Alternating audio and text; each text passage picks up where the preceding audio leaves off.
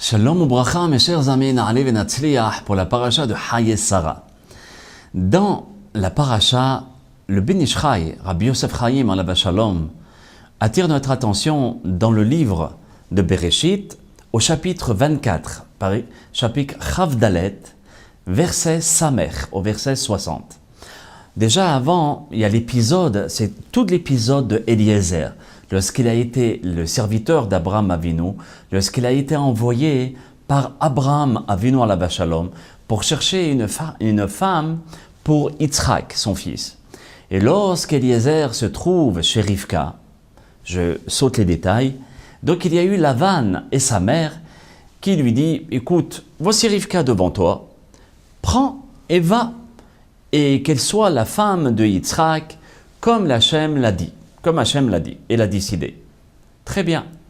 Plus tard, le frère et la mère disent que la jeune fille reste un petit peu avec nous quelque temps encore, une dizaine de jours, et ensuite tu partiras avec elle. Et Eliezer dit non. Il leur répondit, surtout ne retardez pas mon voyage, parce que Hachem fait réussir tout ce que je suis en train de faire. C'est pour cela d'ici on voit lorsqu'une personne commence à réussir, il ne faut pas qu'elle s'arrête. Vas-y, fonce. Alors, Lavan et sa mère disent, bon, très bien. Alors, appelons la jeune fille et on va la consulter. Alors, c'est là où il lui pose la question, Rivka, veux-tu aller avec cet homme? Et elle répondit, oui, je veux aller avec lui. Et donc, c'est là où ils bénissent Rivka. Et ils disent, et c'est sur ce verset que le Rav, Rabbi Yosef Chaim, veut attirer notre attention. Qu'est-ce que la Torah nous dit? Ahotenu at, aye le alfe revava. C'est un passouk que beaucoup de monde connaît. Tu es notre sœur, que tu puisses devenir des milliers et de myriades de progéniture. Le terme at, apparemment, le Ben Ish Chai nous dit, il est en trop. Il fallait dire dans le passouk, Tihiye, le alfe, revava, point. Que tu sois une multitude, d'accord, des milliers, des myriades. Pourquoi at? C'est rien pourtant, un mot. Regardez tout ce qu'il va nous dire le Ben Ish Chai. Le Ben Ish Chai va nous expliquer le mot at et la signification aussi de ces milliers et ces myriades. On n'a pas dit de quoi. Moi, je vous ai dit de la progéniture, mais milliers et myriades. C'est tout. Alors, écoutez-moi bien. Naturellement, tout ce que l'on reçoit sur la planète Terre, il faut être convaincu. Il faut savoir que c'est grâce au monde supérieur que nous recevons tout ce que nous recevons. Même si on ne voit pas ces mondes-là, mais ils existent. Vous voyez, c'est comme les microbes. On ne les voit pas, mais ça existe. Ce n'est pas tout ce que l'on ne voit pas qui n'existe pas. Vous voyez? Donc, le Rav nous dit, selon la Kabbalah, il y a 4 mondes. Ces 4 mondes, on en a souvent parlé, par rapport aux 4 unités de chiffres. Par exemple, l'unité de 1 à 9, comme c'est une unité très basse, donc c'est en rapport avec le monde le plus bas qui est Asiya, notre monde. Ensuite, il y a les dizaines, donc on monte un petit peu de niveau. De 10 à 99, pareil, d'accord, c'est le monde de Yetzira, de la formation. Ensuite, on monte encore de niveau, le monde des centaines, d'accord, de 100 à 999. Donc, c'est le monde de Bria, d'accord, de création. Et après, il y a les millièmes, qui est Hatzilut, un monde vraiment supérieur, c'est le monde de la Hamida, et le monde des millions, qui est au-dessus de Hatzilut, qui est en rapport avec le Keter, avec la couronne. Et vous savez très bien que le monde physique a été créé grâce aux 10 sphirotes. Les 10 sphirotes, c'est comme des tuyaux pour faire passer la lumière d'Akadosh Baruch Hu. Parce que si on reçoit la lumière d'un coup comme ça, on ne pourrait pas. Donc elle est filtrée par 10 sphirotes qui correspondent aux 10 chiffres d'unités qu'on avait rapportés. Alors par exemple, les unités, c'est la Malchut, c'est en rapport avec le monde de la couronne, de la royauté.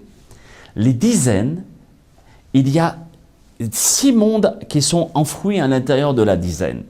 Il y a le Chesed, il y a la Gvura, la Tiferet, Netzach, Hod, Yesod. Il y en a 6. Ensuite, il y a le monde de centaines. Dans le monde de centaines, c'est le monde de la Bina, du discernement. Le monde des millièmes, c'est la Chokhma. Voyons, on monte déjà plus haut. Et après la Chokhma, il y a le monde des millions, qui est Keter, ce qui est au-dessus de la tête. Vous voyez, au-dessus de la tête. Maintenant, qui alimente tous ces sphirotes, tous ces mondes spirituels pour qu'on puisse recevoir cette bracha? Naturellement, c'est Akadosh Baruch Hu. Comment il fait? Par l'intermédiaire de ces lettres. Les lettres de Dieu qui sont 4. Yud, Ke, Vav, Ke. Un Yud, ensuite un He, ensuite un Vav et ensuite un He. Je dis ensuite à chaque fois parce qu'on n'a pas le droit de dire le nom de Dieu, Yud, et tout de suite après He. D'accord? Donc il faut faire une interruption. Donc, répétons un petit peu tout ce que nous venons de dire en ajoutant la correspondance du nom d'Akadosh Baruch Hu. Alors, l'unité, on avait dit que c'était la Asiya, le monde matériel et physique. Donc, c'est la dernière lettre du nom de Dieu, le He. D'accord? C'est Yud Ke Vav Ke, d'accord? Donc, c'est le He. Ensuite, le monde des dizaines, c'est Yetzira. C'est le Vav du nom de Dieu. Yud Ke Vav et ensuite un He. Ensuite, il y a le monde des centaines. On avait dit que c'est le monde de Bria, de création. C'est le premier He du nom de Dieu. Yud Ke. Et ensuite, il y a le monde des millièmes, qui est le monde de Hatzilut, qui est très haut, qui est en rapport avec le Yud, la première lettre du nom de Dieu. Donc maintenant, on a obtenu Yud Ke Vav Ke. Vous allez me dire, ça suffit. On a les 4 lettres. Ça va plus loin. Il y a le monde des millions. Eh bien, le monde des millions, la Kabbalah, elle nous dit que c'est au-dessus de la Hatzilut, qui est le Keter, comme nous avons dit, qui est la couronne. Et c'est quoi la couronne? C'est le Kotso Shel Yud. Écoutez bien, c'est quoi le Kotso Shel Yud? Vous savez que dans l'hébreu, chaque lettre a une importance capitale. Et une virgule dans une lettre aussi. Donc dans le Yud, Kotso Shel Yud, cela veut dire l'épine du Yud. S'il manque cette épine qui est tout en haut, c'est un grand problème dans la halakha. Et dans cette épine-là, maintenant on comprend le Kabbalah pourquoi c'est important. Chaque virgule, chaque point, chaque trait. Parce que dans cette apostrophe, ce petit truc en haut, ces petites épines, Kotso Shel Yud, il y a carrément le Keter, la couronne, qui est à l'intérieur de ce nom. Donc les mondes des unités, des dizaines et des centaines, le Rav nous dit qu'ils sont tous les mondes de la Bria, Yetzira et Asiya. Ces 3 mondes-là. Dans ces 3 mondes, mes chers amis, il y a aussi des forces du bien, mais aussi des forces du mal. Pourquoi il y a les deux? Parce que tout a été mélangé à l'intérieur de ces mondes-là par rapport à la faute de Adam Arishon.